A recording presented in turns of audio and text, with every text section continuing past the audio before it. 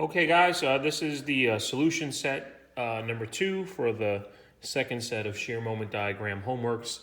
This is the set, the homeworks numbers 6 through 9, I believe, and that's going to be given on April 6th. It would be that Monday class is when they'll go out in an email. These solutions would have been due by Sunday night the 12th at midnight. So you'll be getting the solution set somewhere after the 12th, probably on that 13th in an email. Anyway, so there's 5 problems. I just want to go through the solutions. And I'm going to email it a PDF file, obviously after the due date, just to see. But this is going to give any explanation. Hopefully it makes sense to you. And if, like as always, if you have any questions, feel free to give me a call. Okay?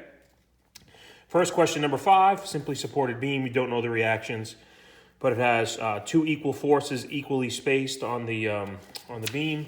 If you'll notice, the solution there is actually number 3 from the black and white handout, beam 3. So you can assign variables for P, A, and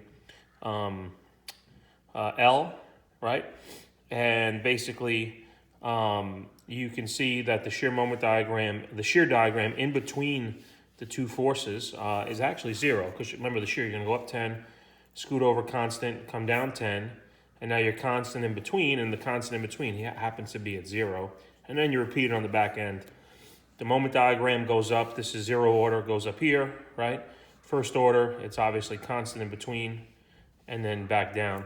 And notice the notes here. Note that since the reactions equal the concentrated loads, that the shear force between the concentrated loads is 0. So the reactions here are actually equal to the 2 loads, and this is what's called a force couple. So you have basically a force couple twisting on each side, and basically each side is twisting the same way, or there's no net twist, and therefore what's happening in the middle is nothing.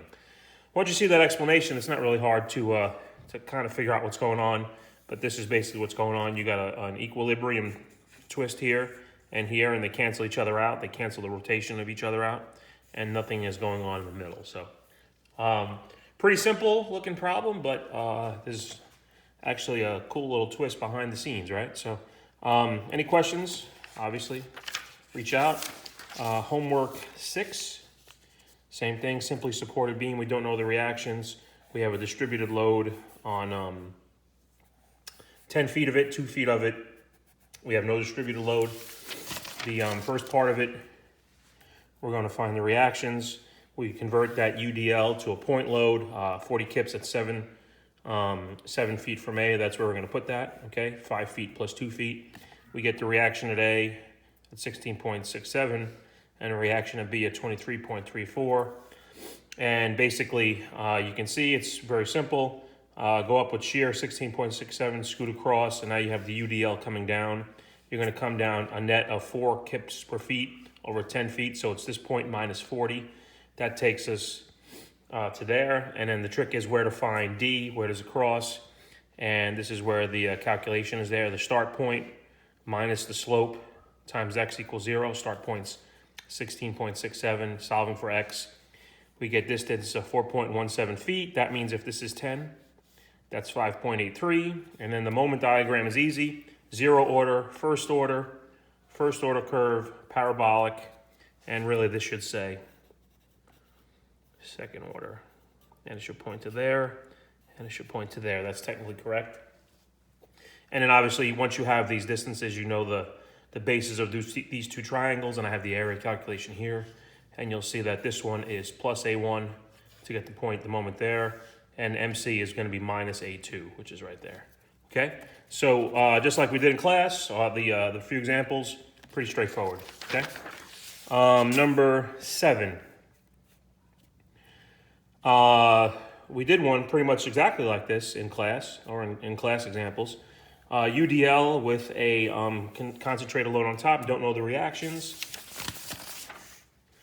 Here's what the reactions look like, right? You have this UDL converts to a 480-pound point load right there. 480 plus 180 is 660. 660 divided by 2 is 330 each. So you get 330 each right there. As soon as you go up to 330, you would start the linear decline down 480. But as you go along and you hit that concentrated load of 180, you got to jet down that amount of 180 and then continue. What that basically does, it creates two trapezoids, right?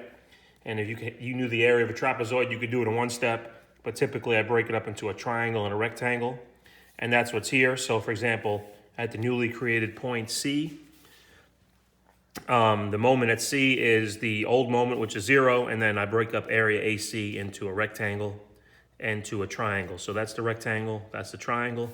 And on the back end at B, I do the same, but I'm subtracting because the trapezoid is below the axis, right? So I'm gonna get the same area. So that 4200, I just treat it as one shape, but I know that this triangle and that rectangle, these two areas are equivalent to one another. That's equivalent to that.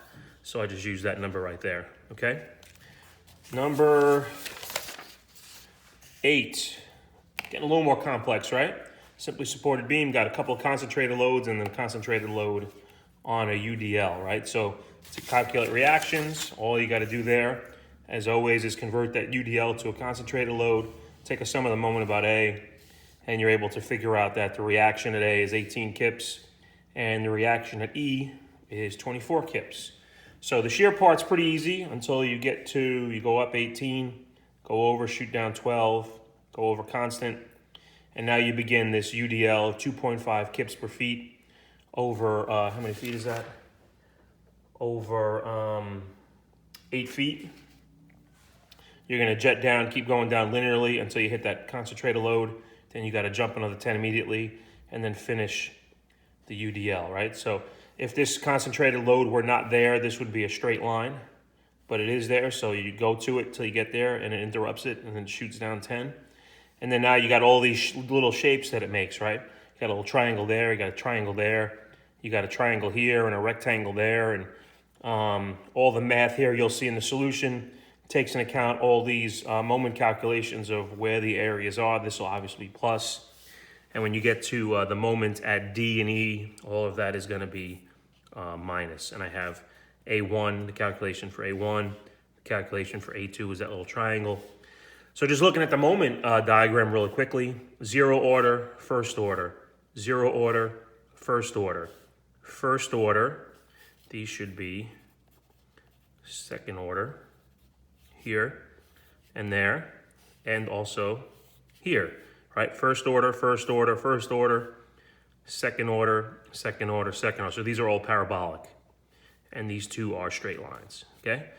Maximum moment, I didn't say that on the others previously, but 79.2, that's where all the action's happening. So the worst place, the worst bending stress on this beam, if you go back to the initial example, is basically 2.44, right about here, 2.4 feet from here. From here to here is the worst possible place. Not very intuitive, right? You wouldn't think that that's the worst possible place, that the beam is undergoing bending stress, but that's what's useful about this method. It helps you see things that are not so obvious. And the last one, problem 9, was a combination of a couple of things we've done. It's a cantilevered beam, but this has a UDL and it has 2 concentrated loads.